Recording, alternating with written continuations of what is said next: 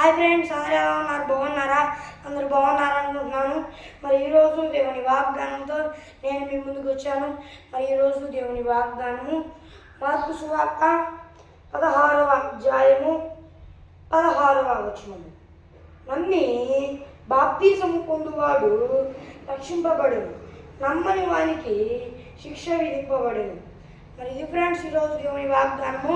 మరి ఈరోజు దేవుని వాగ్దానం ద్వారా దేవుడు ఏం తెలుస్తున్నాడంటే, మరి నమ్మి బాప్తిసం పొందే వాళ్ళు రక్షణ పడతారు, మరి నమ్మని వాళ్ళకి శిక్ష వచ్చింది అని దేవుడు సెలవిస్తున్నాడు అన్నమాట. మరి ఈరోజు దేవుని వాగ్దానం ద్వారా మరి ఈ వాగ్దానాన్ని దేవుడు ఎవరికి ఇచ్చాడో నాకైతే తెలియదు.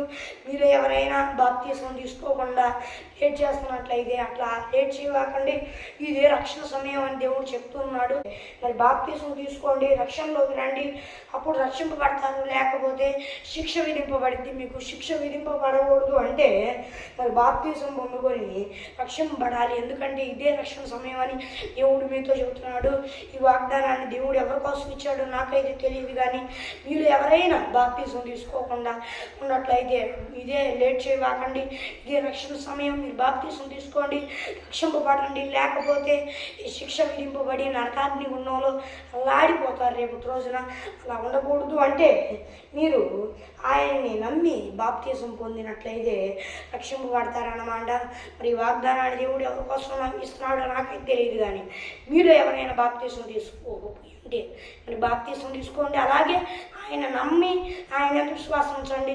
అప్పుడు ఖచ్చితంగా రేపు రోజున మరి బ్రతుకుతారు. అది ఛానళ్ళు బ్రతికిన తర్వాత ఖచ్చితంగా పరలోక రాజ్యం చేరుకుంటారు. ఒకవేళ మీరు బాప్తిసం తీసుకోకుండా ఎట్లా పడితే అలా జీవించినట్లయితే నరకాగ్ని ఉండవులో అల్లాడిపోతారన్నమాట.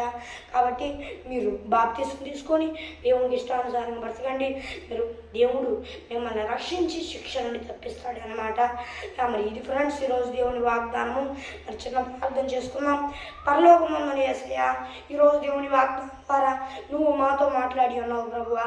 నాయన యేసయ్యా, నమ్మి బాప్తిసం తీసుకున్న వాళ్ళు రక్షింపబడతారు, నమ్మని వాళ్ళకి శిక్ష విధింపబడిద్దని నువ్వు సెలవిచ్చి ఉన్నావు ప్రభువా. నాయన యేసయ్యా, ఎవరైనా నిన్ను నమ్ముకోకపోతే ఉన్నట్లయితే ఈ వాగ్దానం చూసిన వాళ్ళు వారి కోసమే నువ్వు ఈ వాగ్దానాన్ని ఇచ్చి ఉన్నావు ప్రభువా. అది వారు తెలుసుకొని దేవా నాయన యేసయ్యా, నిన్ను నమ్మి రక్షణ పొందుకొని నువ్వు నమ్మి బాప్తిసం తీసుకొని రక్షణ పొందుకునేటట్లు శిక్ష నుండి తప్పించబడేటట్లు నీ కృప చూపించయ్యా. నీవే కృప చూపించయ్యా దేవా, నీవే కృప చూపించి వాగ్దానం చూస్తున్న వాళ్ళు ఎవరైనా నీలోకి రక్షణలోకి రాకపోయినట్లయితే వారు రక్షణని తెలుసుకొని నీలోకి వచ్చేటట్లు బాప్తిసం తీసుకొని నీలోకి వచ్చి దేవా నాయన యేసయ్యా రక్షణలో ఉండేటట్లు నీ కృప చూపించమని వేడుకుంటూ, నీవే కృప చూపించమని వేడుకుంటూ, నీవే సహాయం చేయమని వేడుకుంటూ ఈ వాగ్దానం చూస్తున్న వాళ్ళు దేవా ఎవరైనా నీలోకి రాక దేవా నాయన శిక్ష విధింపబడే వారిగా ఉన్నట్లయితే వారు నిన్ను తెలుసుకొని రక్షణలోకి వచ్చేటట్టు నీ కృప చూపించమని వేడుకుంటూ యేసుక్రీస్తున్నాము రెడీ వేడుకుంటున్నాము దేవా మా ప్రియ పరలోక తండ్రి. మరి ఫ్రెండ్స్ ఈరోజు దేవుని వాగ్దానము మరి ఒక దేవుని వాగ్దానంతో మళ్ళీ కలుద్దాం. కొన్ని అన్నవారిని కారణాల వల్ల లేట్ అవుతుంది, కానీ మరి దేవుడు మరి ఎన్నో విధాలుగా దేవుడు కృప చూపిస్తూ వల్ల వాగ్దానాలు ఇలా వస్తున్నాయి. లేకపోతే చాలా వాగ్దానాలు కానీ పరిస్థితులు ఉండే పరిచర్య, కానీ దేవుని కృపతో మరి దేవుని కృపలో ఉచితమైన కృపతో మరి వాగ్దానాలు ప్రతిరోజు వస్తున్నాయి. మరి ఒక దేవుని వాగ్దానంతో మళ్ళీ కలుద్దాం. అందువరకు దేవుని కృపాశిస్సులు మనందరికీ తోడేంటి నడిపించుగాక. ఆమేన్. Praise lord.